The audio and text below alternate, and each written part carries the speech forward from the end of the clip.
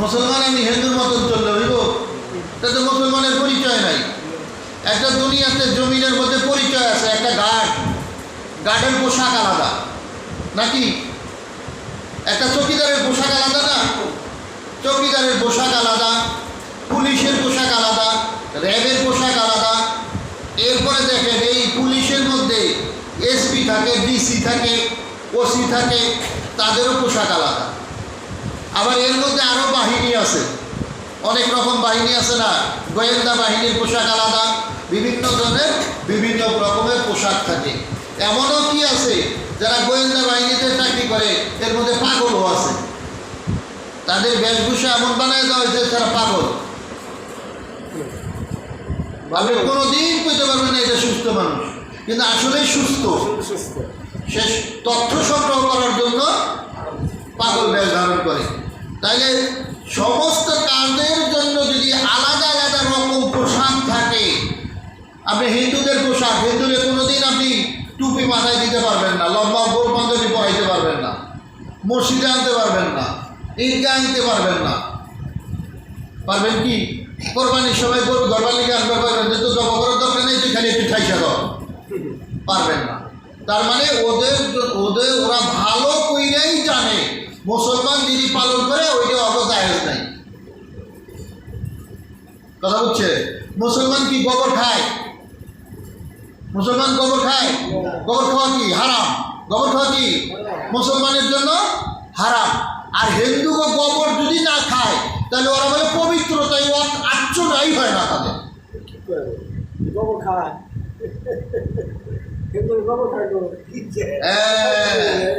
জানেনই না হিন্দুরা গোবর, এটা তাদেরকে পবিত্রতা যদি হাসিল করতে চায়, তারা যদি পবিত্র হইতে চায়, ওদের একটা পৈতা দেয়, মন্ত্র একটা পৈতা দেয়।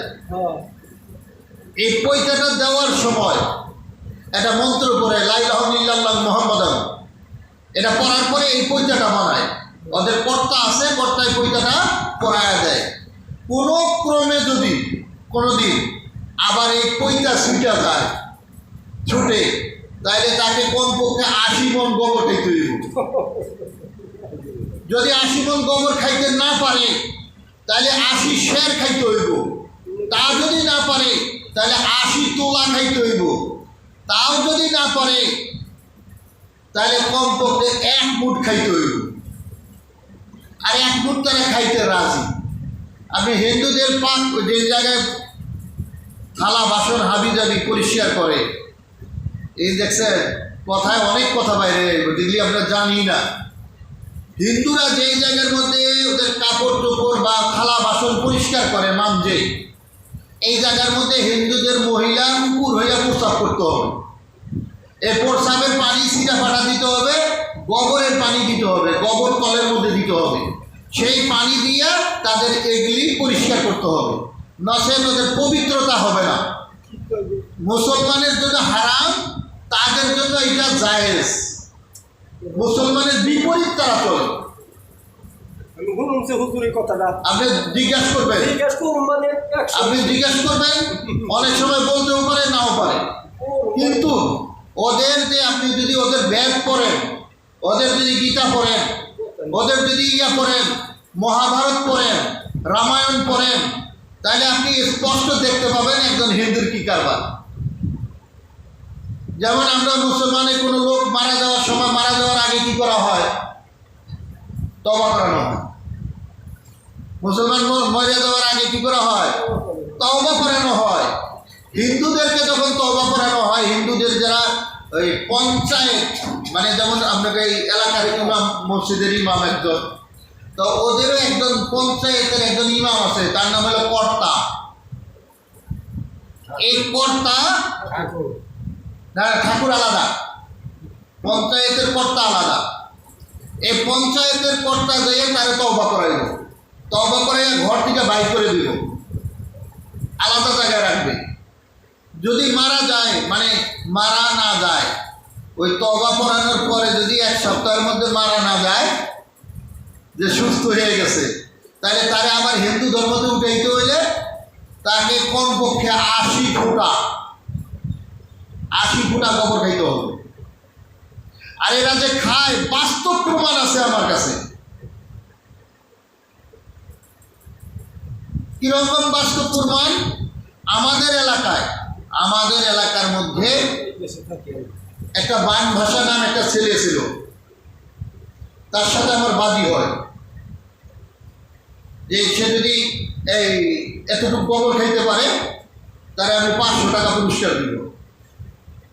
বুঝছেন কি বলছি? এই যে জানার পরে সে অনায়াসে দোকানপাট, আমাদের যে গ্রামের বাড়ি যে দোকানপাট আছে, একটা বাজার আছে 12 কোপার মতন বাজার, এই বাজারের দোকান পারে এই বেটায় হিন্দু এতটুকু বড় গোবরের চাকা সে মসমস করে খায় ফেলাই।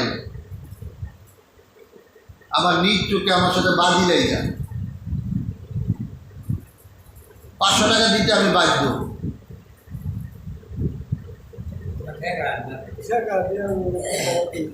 কথা বুঝছেন?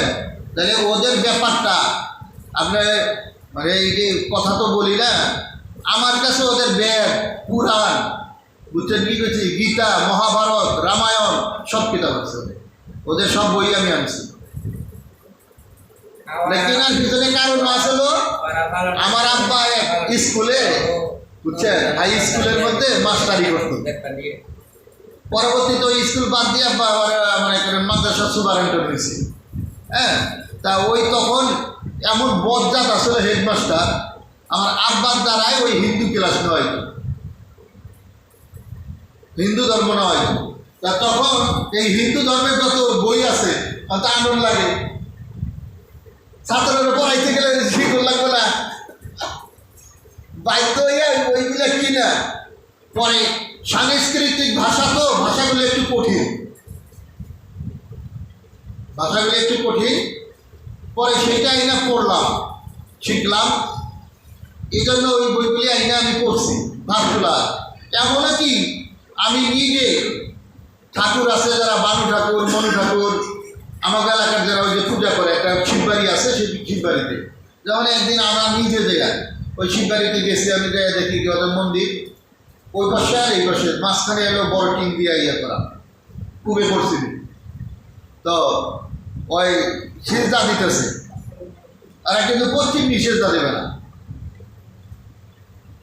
পশ্চিম পাশে ওরা কখনোই মাথা নত করবে না, হয় মাথা এদিকে করবো উত্তর দিকে মাথা, আর নাহলে পূবের দিকে মাথা করবো, পাও দিব পশ্চিম মুড়া। বুঝছে? আমাদের কিবলা কুর্মিহি পশ্চিম, আর শোয়ার পরে কুর্মি দেওয়া হয়, পশ্চিম মিশে দেওয়া হয় না, মাথা উত্তর দিকে দেওয়া হয়, পাও দক্ষিণ দিকে দেওয়া হয়। তাই এদের হইলো এরা সিজদা দেব পূব দিকে, আমাদের কিবলাকে পশ্চিমের কিবলাকে তারা অসম্মান করে। বুঝছেন কি কইছি? আর এটাকে কেন্দ্রে আবার ওরা উত্তর দিয়ে মারে। এই বানু ঠাকুর এই জায়গায় সে সেজদা দিতে আছে, ওদের পূজা করতেছে সকালবেলা।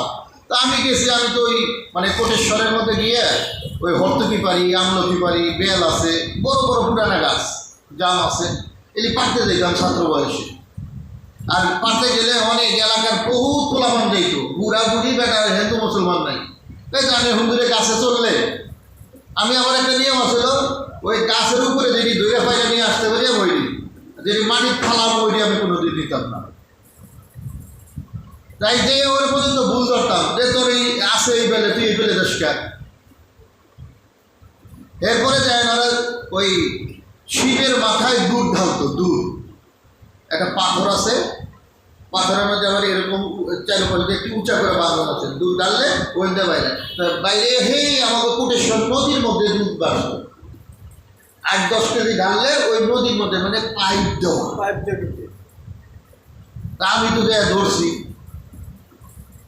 যে তোরা এইটা মাটির নিচ দিয়ে নিয়ে যাবার খরচ, তাহলে উপর দিয়ে নিয়ে যা, আমি আধা মন দিব। বুঝছেন না ব্যাপারটা? আধা মন দুধ দিয়ে উপর দিয়ে নিয়ে যাবি বানু ঠাকুর, যদি না পারস তাহলে পরে কইলাম যে এটা পাইপ আছে নিচ দিয়ে, আমি পাইপ বাইক করবার পারব। সে পাইপ দইতে আমার কাছে শিকার যাইছে যে হ্যাঁ হুজুর ভাই এটাতে পাইপ আছে। তাই এদের কার্যক্রমগুলি বহুত রকমের ধোঁকাবাজি আছে। ওরা দুধ খাইতেছে ঠাকুর, মিশা কথা। কিন্তু এগুলি ধোঁকা। এই জন্য আল্লাহ পাক রব্বুল আলামিন মুসলমানদের জন্য যে শরীয়ত